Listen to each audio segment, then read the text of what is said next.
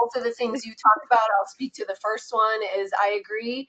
Asthma and lower respiratory disease, even though it's a little, it's less common than URIs, it's still quite common. And Mhm. what my little nugget of advice for people would be that if your cat is coughing, get a chest x-ray. Usually upper respiratory is going to be more ocular and nasal symptoms and the congestion and the sneeziness and the snottiness. But if they're coughing, could be hairballs, but a lot of times it's lower respiratory. So get an x-ray because that's the best way to figure out what's obviously going on in the lungs.